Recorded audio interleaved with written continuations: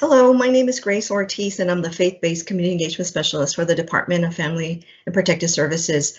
I also represent Adult Protective Services, and today I wanted to give you an APS 101 training on what Adult Protective Services is and what we do and why we do it. And I thank you so much for joining me today. So let's get started. We will be doing an overview on Adult Protective Services. And training objectives today are learn what APS is and what APS can do to help people age 65 and older, and adults with disabilities between the ages of 18 and 64. We're also going to talk about what abuse, neglect, and exploitation is. Number 3 is how to report to Adult Protective Services. And lastly, as first responders, you are required to report to APS. So I will be explaining all of that today. About Adult Protective Services, so let's get started with our mission statement. Our mission statement with Adult Protective Services is to protect people age 65 and older and adults 18 to 64 with disabilities from abuse, neglect, and financial exploitation. And we do this by investigating, providing, or arranging for services necessary to alleviate or prevent further treatment or mistreatment towards this individual. All of this information is on our website at www.dfps.state.tx.us. I want to give you some facts and figures which are very interesting. More than 3.5 million older residents in Texas, and we're in the middle of a silver tsunami, so that number is going to get even bigger. Almost 1/2 of all elderly nationwide have a disability. 1.7 million adults in Texas who have a disability also, and nearly 1 out of 7 people have a disability. And so these are things that you need to start thinking about when you're going out and making these visits at homes when you get the 911 calls. Just because the disability is not visual doesn't mean that individual's not disabled. So about the people we serve, let's touch on that. So Adult Protective Services, we're here to serve individuals. Anybody over 65, that's a given. It's an automatic eligibility to Adult Protective Services. And then on the other aspect is anybody between 18 years and older, 18 to 64, who have a mental, physical, and developmental disability that substantially impairs that person to provide adequate care to themselves or protection is also one of our clients. So you have to also remember that just because we're known as Adult Protective Services and we serve seniors, which is an automatic, there's also that other age group, 18 to 64 individuals that we can serve and provide services if they have a substantial disability. Now, you're going to probably be wondering, what's a substantial disability impairment? Basically, it's an impairment that's a disability that grossly, chronically diminishes physical or mental ability to live independently and provide self-care. A mental or physical developmental disability is a medical condition, professionally diagnosed, reported, or observed behavior that's consistent with such a diagnosis. It can cause long-lasting, considerable inability to live independently or provide self-care. And so this is really, really easy to identify. You're going to be at that home and you're going to be asking those questions to an individual that you think is not a senior yet, and you're going to ask them the questions about their disability because you want to make sure that if they are neglecting themselves or they are being abused, that you can refer them to the appropriate agency. Basically, it's they're not able to do their ADLs or care for themselves appropriately because of this chronic disability. And so again, you have to be on the lookout and be able to identify so that you can report. Verifying impairment. So activity limitations. These are the questions you're going to be looking at. Can they shop for themselves? Cooking, housekeeping, administering medications, dressing in appropriate clothing for the weather. You're going to walk into homes and you're going to see that it's 110 outside and we're in the peak of summer, and you're going to have a senior or somebody with a disability who's dressed with winter clothes, warm up, sweater, and you're going to ask the questions. Maybe they don't understand the climate or the time of year. You're going to notice there might be some type of mental impairment. So the questions are important. You're going to see if they're able to obtain needed medical services and support services and transportation. Ask them those questions. Can you get to your appointment? Can you not? Or can you make decisions? Who is here to help you? Who is not?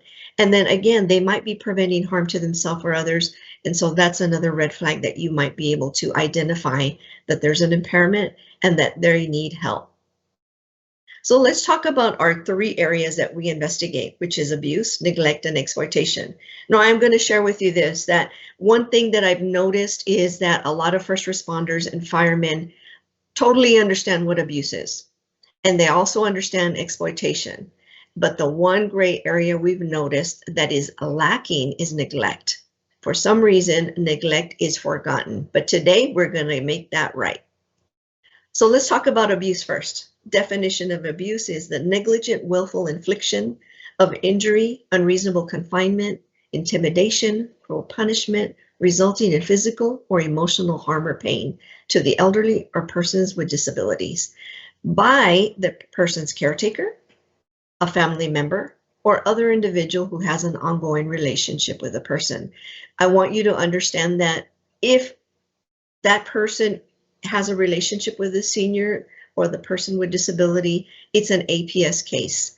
But if there's no relationship, then it's assault and it will go to the El Paso Police Department. More than likely, you're going to see a caretaker, a child, a grandson, a granddaughter, a niece or nephew, a dear friend that they consider a dear friend that's causing the abuse. If you see a bruise when you go into a home of a elderly or an individual that has a disability, ask the questions, how did you get the bruise? The story should match the bruise, and you should be able to identify if there is abuse going on towards that individual. Indicators of abuse is you're going to see bruises, burns, unexplained injuries. They need to be able to explain those things to you. Being pushed or shoved, manipulated by force, bathed, changed, dressed with unnecessary force, forced to place limbs in an unnatural or painful position. I have seen caregivers or individuals who claim their family or dear friends who say, I am the caregiver, and they'll admit it, I'm there for them. But while they're caring for him, the burden is just so hard. The care is getting difficult with time. And you can see that they're doing things that are not natural, are not loving. And so sometimes the senior or person with disability will say, they do this to me and make me stay that way. They put me in a position where I can't move myself and they hurt me. We have seen people with their shoulders misplaced only because they're being forced either to move a certain way or dressing them with force. So these are the things, again, that you need to be on the lookout for. Verbal and emotional abuse indicators. The reason we have this here is because it can lead to the physical abuse. So you will see fear of the perpetrator, person caring for them, low self-esteem, you'll see depression, you'll see the caretaker yelling and cursing and screaming at that individual, and you're there and they're doing it in front of you. Threats of harm and intimidation. All of these things can lead to the physical abuse. Definition of sexual abuse, that's another aspect of APS, is non-consensual sexual activity, which may include, but is not limited to, any activity that would be sexually oriented offense per the Texas Penal Code, such as indecent exposure, public indecency committed by a paid or non-paid caretaker, a family member, another individual who has an ongoing relationship with a victim. Again, please look at that little definition as far as there has to be a relationship. If there's no relationship, then again, it's going to go to assault or it's going to be rape. But sexual abuse is when there's a relationship and they abuse that relationship by taking advantage of them sexually. So these are the questions that you need, or definition that you need to look out for, so that you understand that the person is going through something and shouldn't, and we need to make a point of stopping it. Sexual abuse indicators are STD, sexual transmitted diseases, unexplained pregnancy, unexplained rectal bleeding, bruising, and other injuries. People will call 911 and you'll walk in and you'll see rectal bleeding, or you'll see bruising or injuries. Ask the questions, how did you get it? When did this happen? How long ago? You all are the experts, but we're just asking you to be on the lookout so that we can stop the abuse from continuing to happen. Here we're going to talk about neglect, and this is the one area that I mentioned to you that is very misunderstood. People don't understand the neglect. And so this is the definition. the failure to provide for oneself the goods and services, including medical services, which are necessary to avoid physical, emotional harm or pain, or the failure of the caretaker to provide such goods or services. Very simple. As we get older, things change. It's harder for us to bathe. Maybe we're afraid to because we're going to slip and fall. It's harder for us to get out of bed. It's harder for us to get to the kitchen to cook a healthy meal. And so we'll just eat whatever is available. Sometimes we won't eat at all.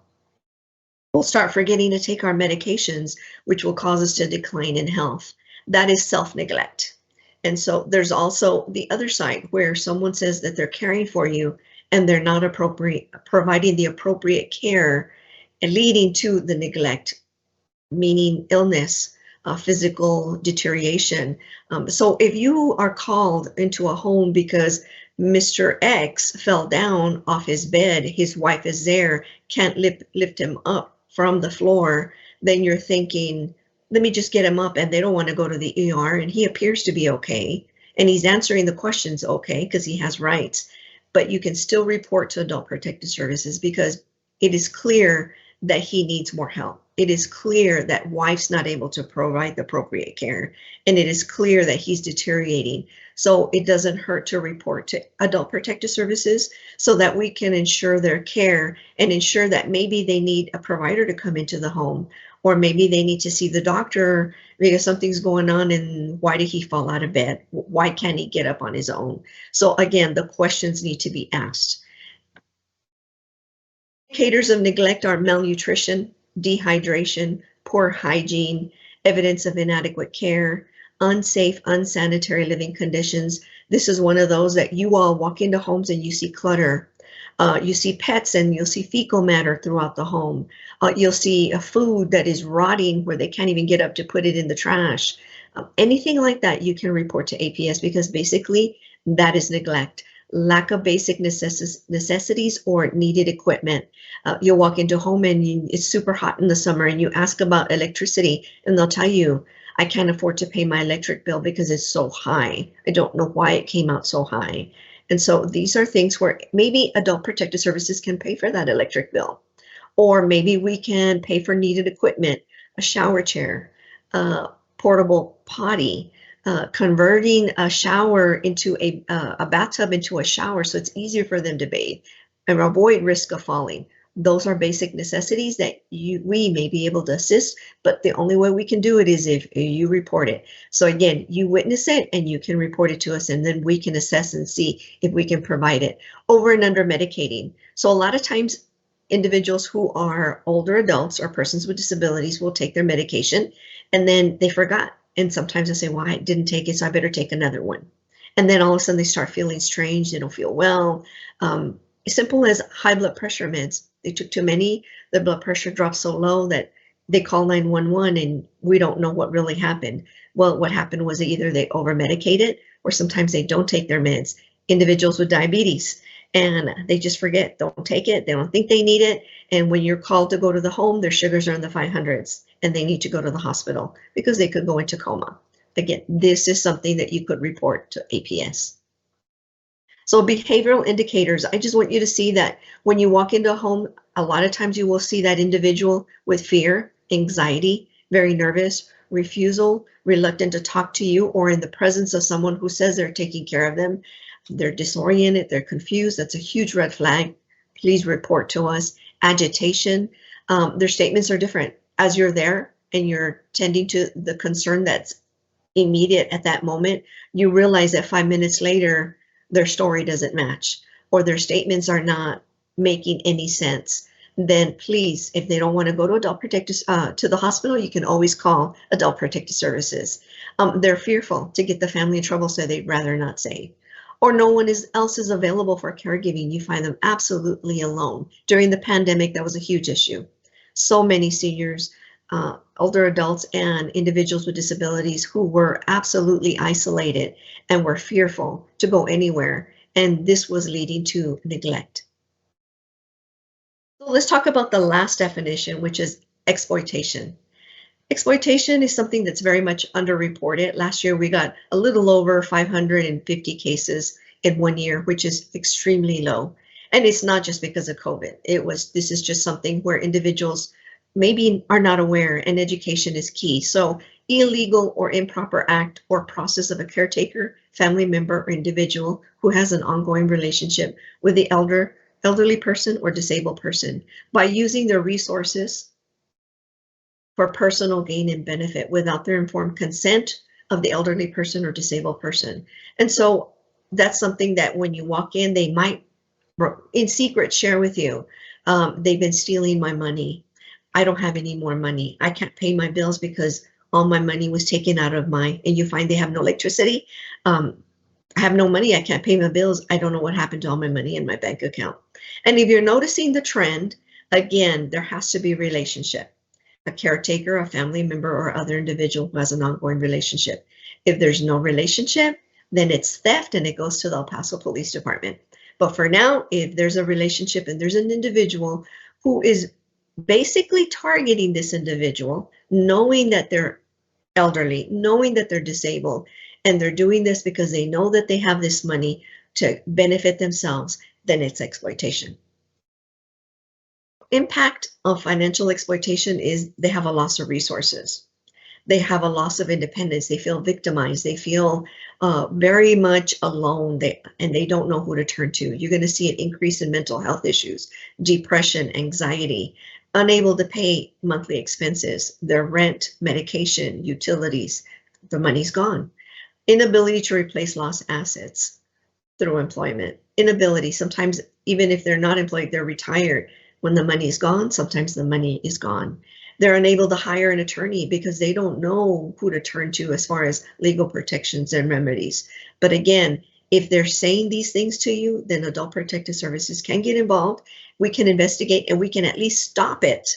We may not be able to recover the stuff that's been lost, but we can stop it from continuing and happening to this individual.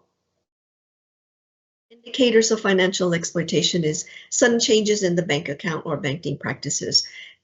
Seniors, older adults, they are very much into regimen. They have a routine. They go at the first of the month, they'll go at the end of the month. They'll pay their bills on time. They're very good about, let me get so much money to have on hand. And this is, if you look at their accounts, it's just very, very strict and rigid. They know what they're doing with their money.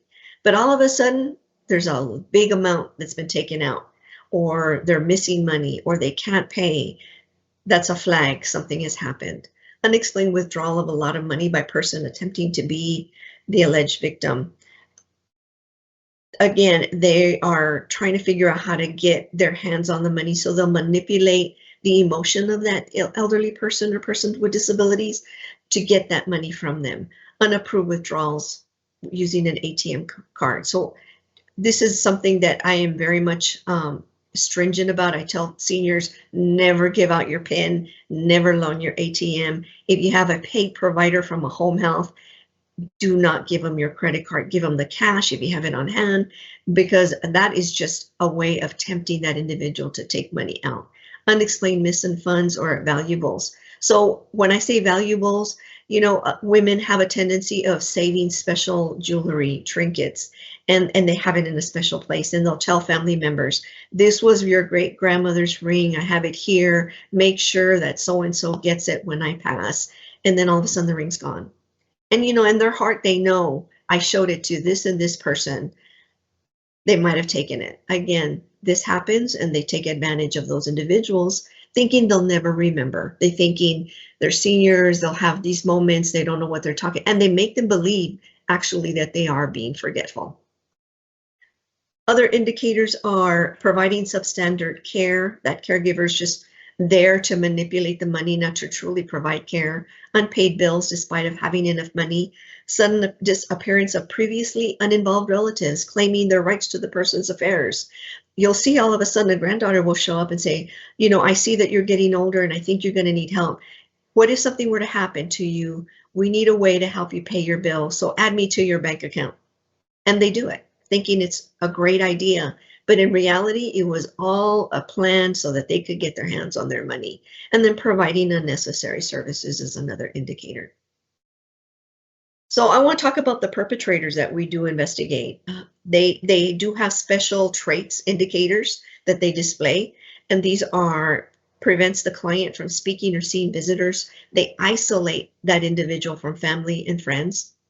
There's an anger or indifference, aggressive behavior towards that client.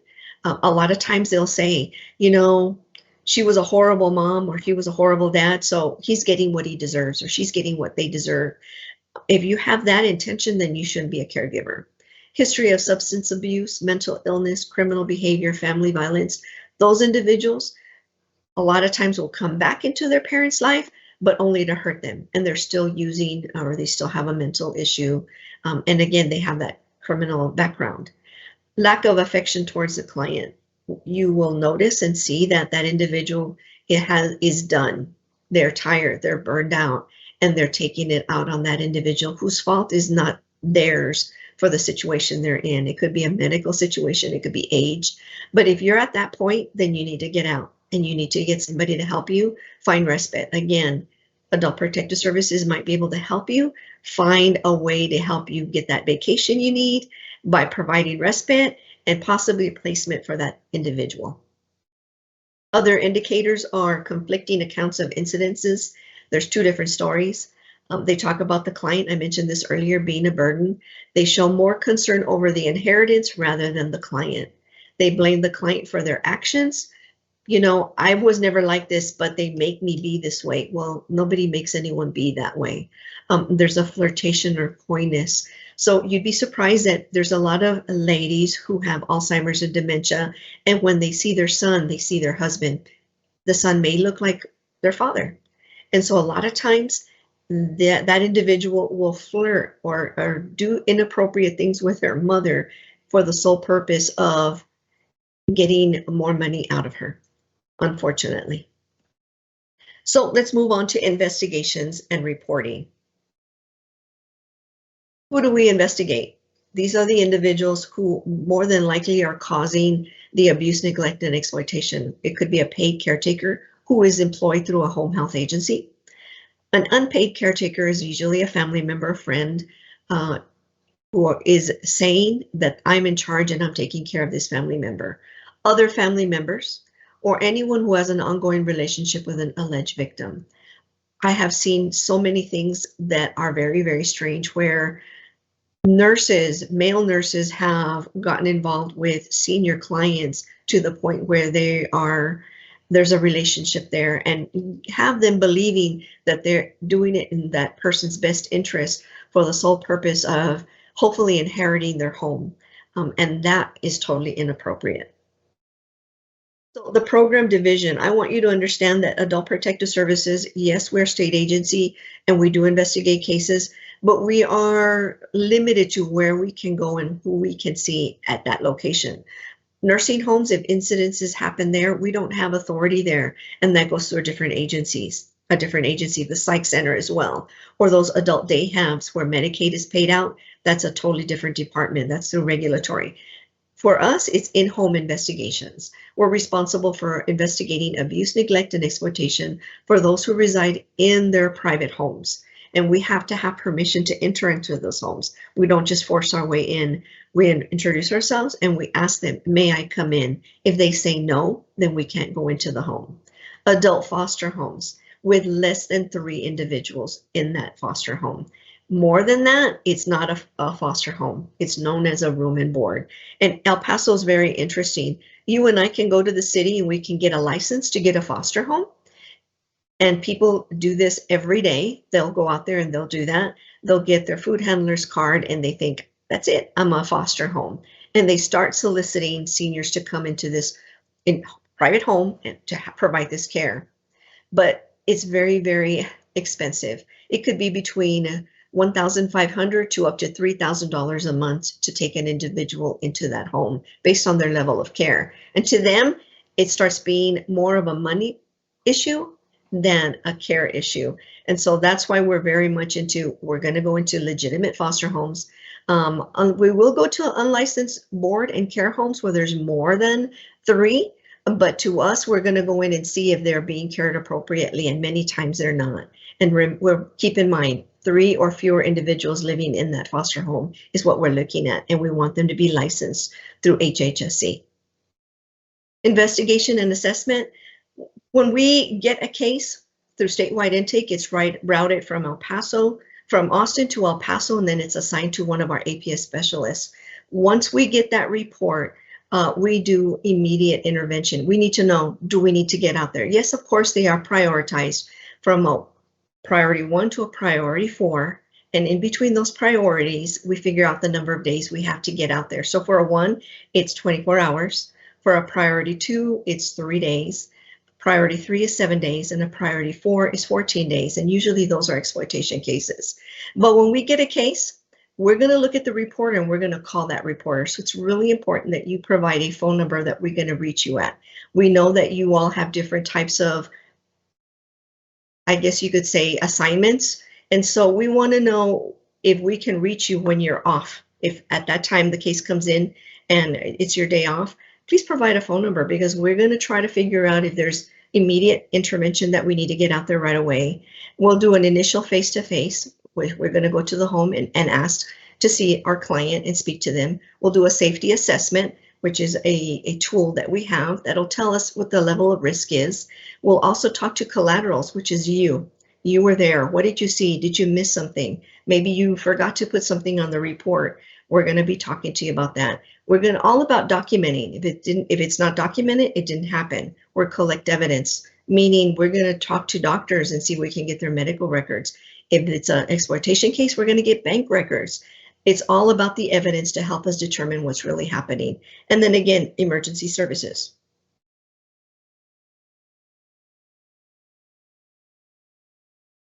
So how do you file a report? You're going to call, Texas is a mandate state. It's a law that by any time you suspect any abuse, neglect, or exploitation, you as a public servant should be reporting to our hotline, which is 1-800-252-5400. There's also a website which I absolutely recommend to you. It's www.txabusehotline.org. You can go in, you can create your account. Again, as a public servant, once you create that account, it's so much easier. You can go in, your information you'll log in, you'll put your password, your information will already be there. All you have to do is start putting in the client information. And once you're doing all of that, you can submit, and that case will take 24 hours to come in. I always say if it's an emergency, call 911, but that's you wouldn't have to do that. It's after the fact that you'd be reporting to us. Again, it's important that you are the eyes and ears of the agency and that you report. And keep in mind, Texas is a mandated state and you should be reporting to Adult Protective Services. So who's required to report? The law mandates that any person 18 years or older who suspects that a vulnerable adult is in a state of abuse, neglect, or exploitation shall immediately report the information to APS. Again, it's the law. You should be reporting. And we were noticing that these cases were not coming in from our first responders. And we're hoping that this training will make that change. Helpful information. You're going to need the name, the date of birth, and current address of our client. A brief description of the situation. You need to describe what you saw. Be as detailed as possible. I want to know what you smelled, what it was like when you walked in. Just tell us all about it. Tell us about the alleged perpetrator, how they behaved if there was one. If you saw injuries, describe them. Tell us about diagnosis, medical conditions. If you have names and phone numbers of relatives, neighbors, or friends that they mentioned while you were doing that visit, provide it for us because that'll help us. And then again, as a reporter, provide us all your updated contact information. If you know you're going to be off the following day, provide a cell phone so we can reach you, just to ensure that we know what we're heading into or getting ourselves into when we head into that home of that individual. So please provide all that information. Reporter information is, I just want you to know, as a reporter, we're very much about confidentiality. We're here to protect you as well as that individual, the client. So at any time, we will never say who reported. By policy and statutes, we're not supposed to divulge who the reporter is. So all information pertaining to the reporter will be confidential. Identification is prohibited by policy and statute, as I mentioned earlier. Exceptions are legal situations, and when I say that, it's only if we go before a judge, because of a court order. And even that, I was trained that if a judge wants to know who the reporter is during a court proceeding, you can ask the judge off the record, and you can proceed to the judge's presence and let them know in person who it was, and then they can go back on the record and that name would never be on there. So we're very much about protecting the reporter. Helpful information, I already said that one. Let's keep going. What happens after reporting? Well, a case will be reported to statewide intake, which is in Austin. The case will then be rerouted to El Paso, and then it's assigned to the APS specialist that resides here in El Paso. The APS specialist will case initiate by calling the reporter within 24 hours from the time that we receive that case. Based on the case details, we'll determine when we need to make the first visit, and I gave you the priorities earlier. Sometimes you might be able to tell us, well, we took that individual to the hospital. And so at that time, it might have been a priority 1, but because you're telling us that they were taken to the hospital and they remained in the hospital, then we can upgrade it to a priority 2 and go visit that individual at the hospital. But either way, we're going to get this details from you once we reach out to you and you give us an update. And then we'll make a face-to-face visit with our client, very much unannounced, that we don't want them to know we're going. So we'll head out, we'll visit our client. We want to see what you saw, and we're there to help, and we want to help. So what else happens after reporting is we'll complete the safety assessment once we arrive into the home. It's a tool with about 80 some questions, and then the tool kind of gives it a grade and lets us know the risk factor, and that determines the number of visits. So if the risk is very high, then we'll make 4 visits in 1 month. If the risk is moderate, maybe 2 visits. If the risk is very low, then we'll make 1 visit every month until we figure out what's really happening with the case. We'll make an effort to talk to family, friends, and doctors, neighbors, whoever can give us more information as to what's really happening in the life of that individual. And then we'll start our service plan, meaning, do they need a provider? Do they need medical equipment? Can we pay for a utility bill? Can we help with medications? Do we need to make a doctor's appointment? All of those things are part of a service plan. We'll make referrals to community to build strong bridges for client services. So there's so many services available in our community. We'll reach out to Area Agency on Aging or Project Bravo. We'll reach out to the county nutrition program. Maybe they need that organization to provide meals to our senior on a daily basis. So we'll make referrals to all of those agencies in hopes of getting that individual to have a better quality of life in their home. We'll visit our client monthly based on the risk factor or bi-monthly. And all it is that we want to know that things are either getting better or worse, or what's really happening. Has it improved? And once we see that all those services are in place, then we will start closing off our case. So we're very short oriented, meaning we'll get a case and our goal is to finish it within 60 to 90 days. Sometimes it's much longer for exploitation, but our goal is to keep it short and sweet and provide the services that we need for that individual. So I want to give you some examples so that you better understand what we do and why we do it. Mr. Gonzalez, 70. He recently lost his wife. He's a widower. So, he's probably going through some turmoil. He's going through some adjustment. He's probably very depressed. He resides alone. He starts deteriorating physically. His appearance is unkempt. He's unbathed. He's obese. His home is cluttered. Pathways are cluttered. Home smells bad due to food on plates all over the home. So calls 911 every other day to help him to get up from the toilet, states his legs are not working like they used to. And every time that the fire department goes, he refuses to go to the hospital. And he has that right to refuse. So what type of case is this? It's a neglect case. So this is something that you just have to keep in mind, that Adult Protective Services is here to help, and we want to help. Scenario number 2, Mr. Green. He's 68 years old and he resides with his wife. He doesn't reside alone. He is wheelchair bound though, so he has ambulatory issues. He has 12 dogs that mean the world to him. However, because of his inability to care for himself appropriately, his ambulation issues, the home is covered in fecal matter and it smells really bad. And that's because of the number of pets in his home. Well, his wife calls 911 as he tried to transfer from the bed to the chair and fell down, and he's on the floor. At this moment, when you all arrive, They only want assistance to get in the chair and refuses medical condition.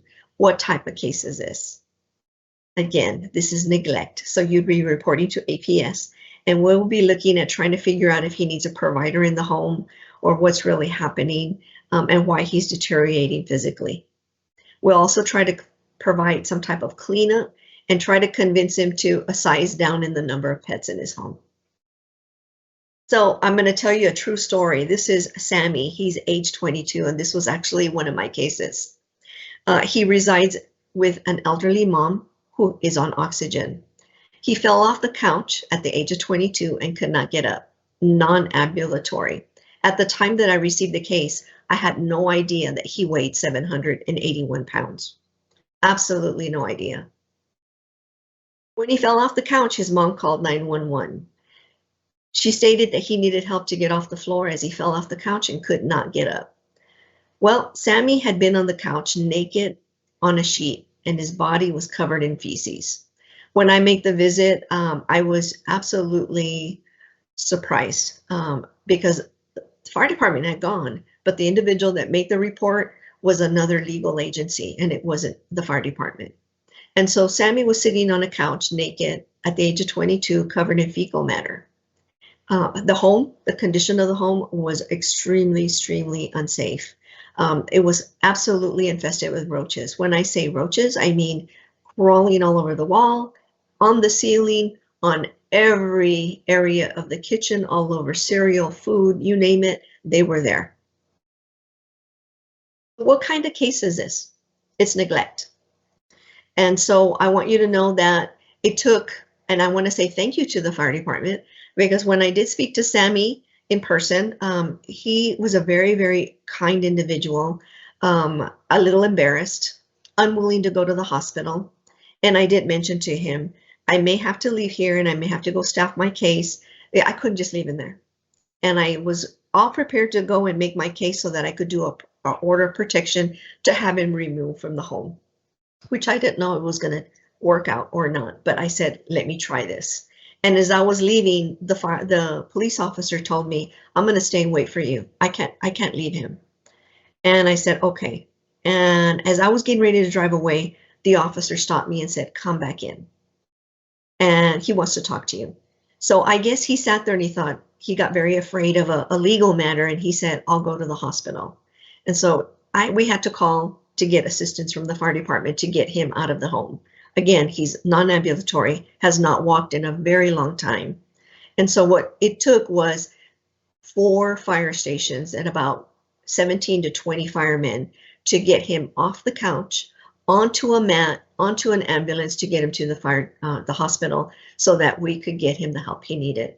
And I want you to know that it was a difficult thing to get him out of his home to the hospital. But if it had not been for you all, we would not have been able to get him the help he needed.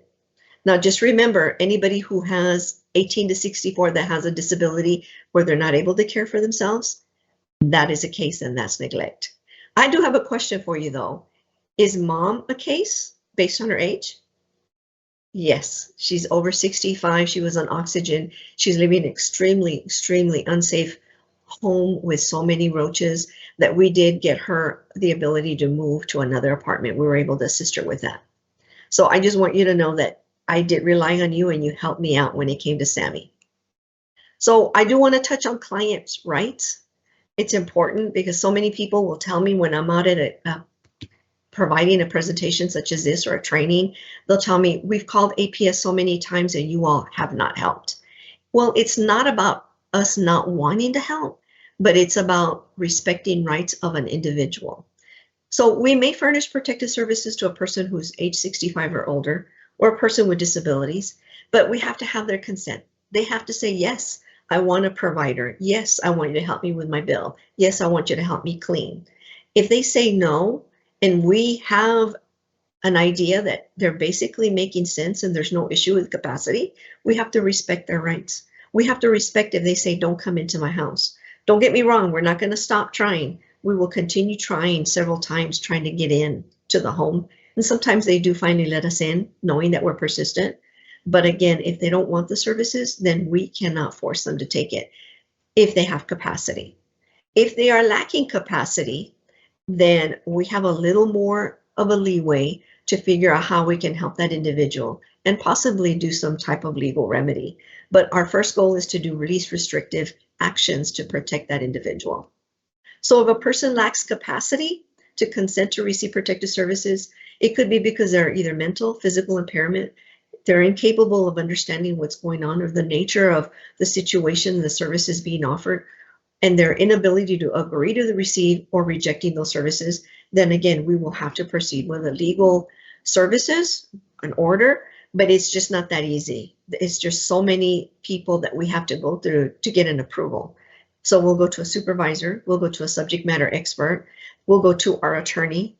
A lot of times we'll go through the court investigator, and if everybody says yes, then we'll proceed. And finally, lastly, it's presented to the judge who has to sign off on the order.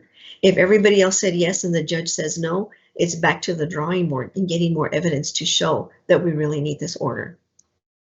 So list of clients' rights that we try to figure out what we're trying to do and not hinder or go against is they might refuse to cooperate in the investigation. They'll refuse or allow us to enter into their home. Refuse protective services with capacity to consent. We know they have capacity. They're making sense. They're explaining to us why they don't want our help. They don't want to participate in the service planning. They don't understand the least restrictive alternatives. They'll refuse medical treatment, which you all see on a regular basis, and they might be doing it because they have religious beliefs, regardless of capacity. And then, of course, with a court order, they'll have a court-appointed attorney ad litem who will be also monitoring and ensuring that their rights are not taken advantage of. So I mentioned legal alternatives. These are some of the things that we can do using the court system, which is emergency order for protective services. That's the order to take someone out of their home. Again, everybody has to approve. It's not just my decision as an investigator. We have to show our evidence, our work, our due diligence as to why we're requesting this. Court authorized entry. I know you all have heard welfare checks, and people think, I'm gonna call the police department and that police officer will break down the door. No, they won't. A police officer will look through the window, they'll make an attempt to knock on the door, they'll look to see if everything's okay, but they won't break anything. APS will get a court order, and if we have to, we will break that door down or break a window to get into the home because we think that someone is on the floor that fell down. Then we'll do that. Of course, we'll make the repairs later, but we will have that evidence to show that we did this to save the life of that individual who had been on the floor for days. We'll do an injunction, which is an interference type of injunction, meaning there are family members who will do everything in their power to not let us do our job. And if we can show evidence, then we can get an injunction to prohibit interference with the investigation. Also, we are not bound by HIPAA, and I want you to keep that in mind always. When we call you, don't think you're breaking the law. APS is not bound by HIPAA, so we're unrestricted to access to records, and we need to get all of those records to provide a great investigation and evidence to show that we need to provide services to that senior. And then also, we'll do a petition for guardianship. So once we do the emergency order for protective services, and then there's a medical assessment and psychiatric evaluation that show that that individual is not able to consent or make appropriate decisions, then we'll petition the courts for guardianship through Health and Human Services. So I've already told you all about everything else, from legal matters to definitions to how to make a report and how we investigate. But I want you to just keep in mind one very important part, our services. Service delivery is so important. We are very much driven to provide a focused service delivery plan, which is an individual plan developed to reduce or eliminate further risk or harm. That is our goal, to provide a plan. And we include our client in that. We'll talk to our client and we'll define the problems and we'll figure out what course of action can we take. Sometimes it's just baby steps. And if they accept those baby steps, then all the better. More than likely, I am going to say if they refuse, that case will be coming back, and that's where we build our evidence. So sometimes it takes 3 cases before we can finally get that individual to realize something is wrong and you need help. So potential courses of action is we'll help client find money management resources. We'll set up a provider services, the Meals on Wheels, the emergency response button. We'll refer to the fire department for one of those a fire detector setups for their bedroom.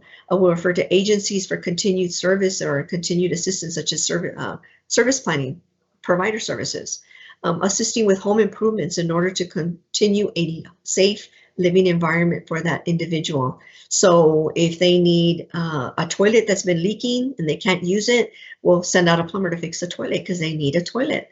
They don't have any water because something happened with a pipe inside the home, then we'll fix the water. We'll provide a new water heater because they need to have warm water when they bathe. All of these things that we really don't think about, possibly Adult Protective Services can help with that. So we're all about providing a safe living environment. We'll purchase life-sustaining medications if we need to until we figure out what's going to happen in the future. We'll intervene for the client's safety as soon as we can to ensure that they can stay at home safely. And again, we'll make the referral for guardianship as a last alternative, and there's no other way we can help them. Now you know about services and what we can do, so keep that in mind when you make a report. We're now going to talk about collaborative efforts and challenges. Emergency services, well, we'll reach out and we'll try to figure out if they need food, medication, and other supplies. We'll figure out if they need emergency shelter, alternative living arrangements.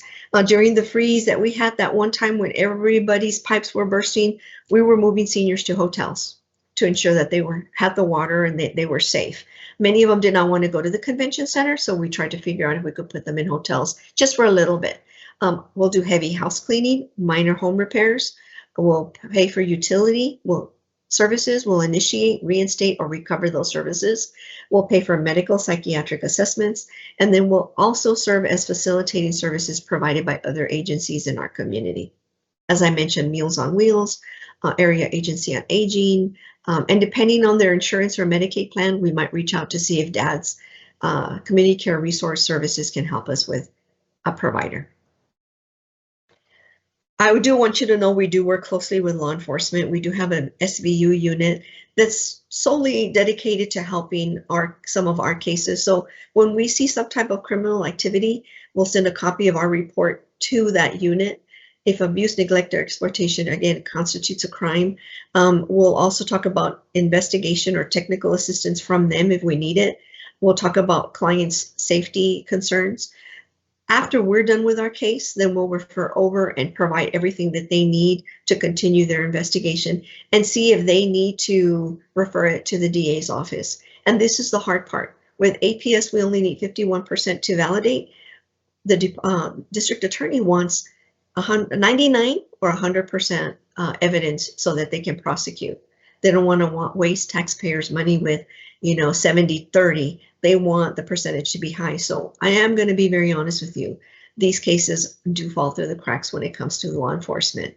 And we're trying to see how we can do it so that we can get more people prosecuted. That's the only way we're going to get the word out and get people to understand that this has to stop. So MIH team, what we have partnered up with them. We have worked with them very closely. We've already done a ride along. We're trying to eliminate the gap by educating you, and we educated them on APS. We did confidentiality forms with them so that they could ride along with our APS specialists. Again, we met after this ride along to ensure that all of us were on the same page, and we're all about building strong relationships. And that's my goal with you, to develop this strong relationship so that you know that there's an agency that's there to help and wants to help. And that's the only way we can do it if you report to Adult Protective Services. So as a first responder, you were already a champion, but more so now for older adults and those with disabilities. Now you know there's an agency that you can turn to that is here to help and wants to help. But the only way that it can be done is partnership, building a strong relationship. You having this training today is the first step. And I thank you for being that champion, that first responder, that individual who's taken a career to be a hero in our community. And I'm so appreciative of that, because we need to be the voices for those individuals who don't have a voice. And the only way we can do it is together. Don't forget, report abuse, neglect, and exploitation through our 1-800 number or through the website. Make an account, make it easy for yourself, and don't be scrambling when the need arises. Have it handy. Again, I'm relying on you to building this relationship and making an impact in our community. I want to say thank you again for allowing me to train you today on this very important topic. My name is Grace Ortiz again, and I'm the Faith-Based Community Engagement Specialist. My number is 915-834-5772. Please don't hesitate to reach out to me. I try to be available to all of my community partners, and as of today, you're my partner. So I want to say thank you for giving me the time to present and provide this information to you. I wish you all the luck in your endeavor. I know many of you are new hires, and I know that you all are going to make a difference in our community.